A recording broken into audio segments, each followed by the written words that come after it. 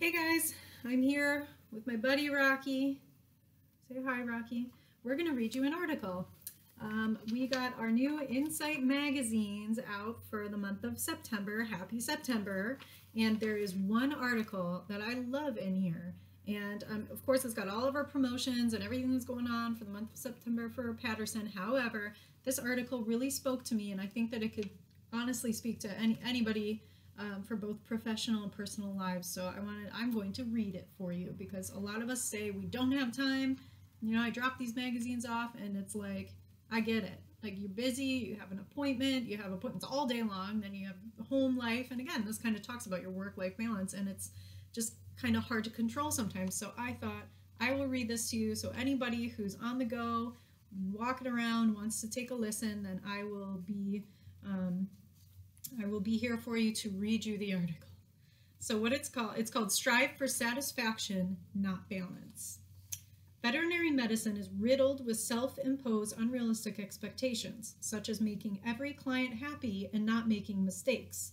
What if the most detrimental of those unrealistic expectations is the constant longing for work-life balance? Is work-life balance in itself unattainable? What is the secret, or what if the secret to decreasing burnout and compassion fatigue is not to find balance, but to find personal and professional satisfaction through self-care and personal accountability? Defining work-life balance. We must first understand the definition of work-life balance, which can be very different depending on the individual. As life evolves and events occur, for example, the birth of a child, personal and professional needs change. The accepted, published definition of the term is the equilibrium between personal life and career work. What does your personal definition of work-life balance look like? Better yet, think about someone you know that you feel has a good work-life balance. And after thinking of this person, ask them the following questions. How many hours a week do you usually work? How often do you take vacations or time off from work? On a scale of 1 to 10, how satisfied are you with your personal or professional life? On a scale of 1 to 10, how satisfied are you with your personal life? What people often find is that those that seem to have the best work-life balance actually don't have any balance at all. Instead, what they do have is a high level of satisfaction with their personal and or professional lives. From the outside, those around me would tell you that I have a good work-life balance. However, if you were to open a few apps on my phone, you would see that I'm away from home more than I am not, and my calendar is full of obligations, work travel, and little free time. However, despite working way more than 40 hours a week, I am a solid 9 on questions 3 and 4, which were satisfaction of work and personal balance. I love what I do. That should be the goal, not balance, but satisfaction. Personal and professional satisfaction. The concept of personal and professional satisfaction was introduced to me through the book Off Balance by Matthew Kelly. One of the first statements that caught my attention was an organization can only become the best version of itself to the extent that the people who drive the organization are becoming better versions of themselves. How does one become a better version of themselves? I've learned quickly that I cannot help someone who does not want to help themselves, or change someone who does not want to change. The first step of self-improvement and change is knowing that change needs to occur. I will go on to say that change must occur to become a better version of yourself. What got you here won't get you there.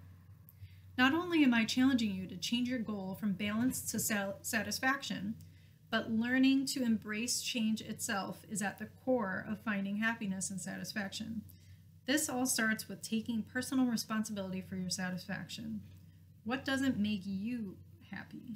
What can you control? What can you change?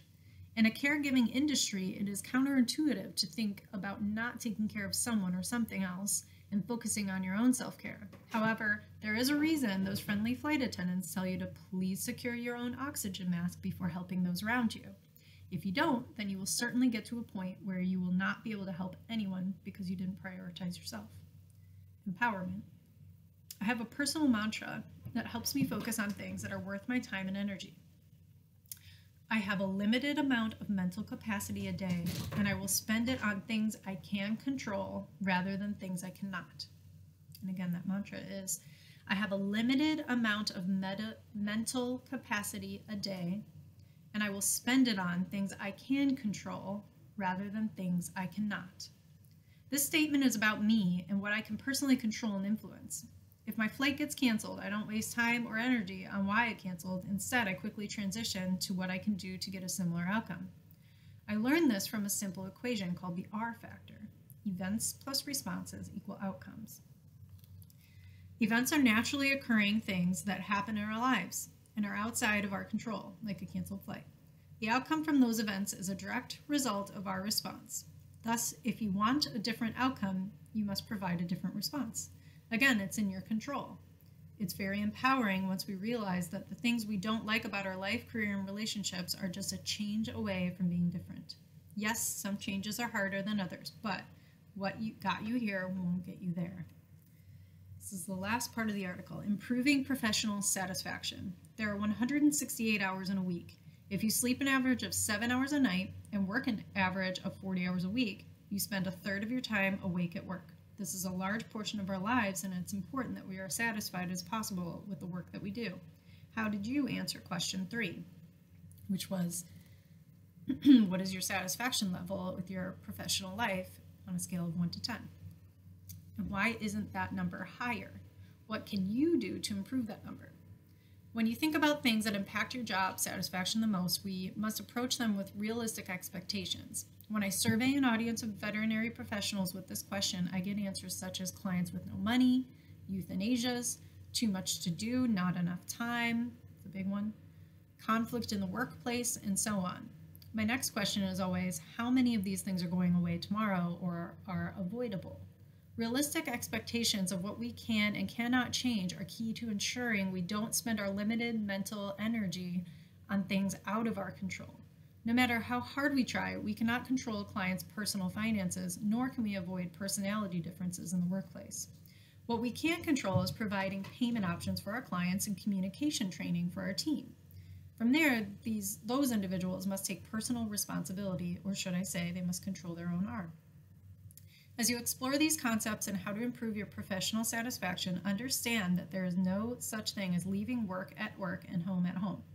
This is another fundamental flaw of the work-life balance, as it insinuates that there is a separation between the two, when in reality they both have a large influence on each other. Instead, veterinary professionals should focus on ways they can improve their personal and professional satisfaction by changing behaviors. Embrace change, own your R, and become a better version of yourself so that you can continue to help others secure their oxygen masks. Taking care of others is in our DNA, but you deserve to take care of yourself first. So hopefully you guys like that article, and if there is anything I can do to help you take care of yourself and take care of your team and create just a better work-life balance or more positive satisfaction with that professional life, you let me know. I am here to help you guys, and I appreciate it, and hopefully you have a good week. Thanks.